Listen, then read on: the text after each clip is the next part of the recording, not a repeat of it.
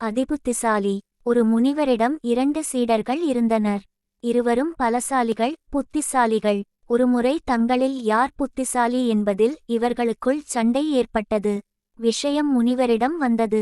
அவர் சீடர்களிடம், சீடர்களே, இன்று ஏனோ எனக்கு அதிகமாக பசிக்கிறது. சமையல் முடிய தாமதமாகும். அதோ 2 பேரும் அதோ அந்த மரத்தில் இருக்கும் பழங்களை பறித்து வாருங்கள் என்றார். குருவிடம் மிகவும் பணிவாக நடந்து கொள்ளும் அந்த சீடர்கள் மரத்தை நோக்கி ஓடினர்.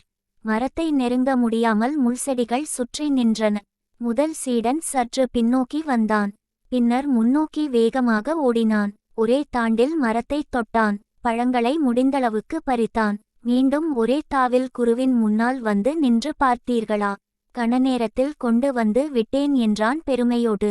இரண்டாமவன் ஒரு அரிவாளை எடுத்து வந்தான். முள்செடிகளை வெட்டி ஒரு பாதை அமைத்தான்.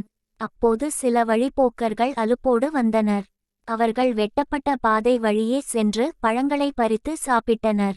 மரத்தடியில் படுத்து இளைப்பாறினர். சிஷ்யனும் தேவையான அளவு பழங்களை பறித்து வந்தான். இப்போது முனிவர் முதல் சீடனிடம், 2வது சீடன் தான் அதிபுத்திசாலி என்றார்.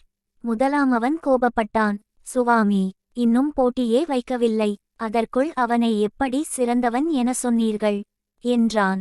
முனிவர் அவனிடம், சிஷ்யா, நான் பழம் பறிக்கச் சொன்னதே ஒரு வகை போட்டிதான்.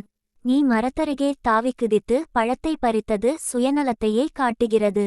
ஏனெனில் அதை எனக்கு மட்டுமே தந்தாய்.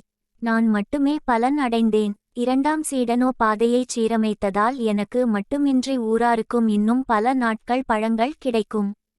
எல்லாருக்கும் எல்லாம் கிடைக்கச் செய்பவனே அதிபுத்திசாலி என்றான்.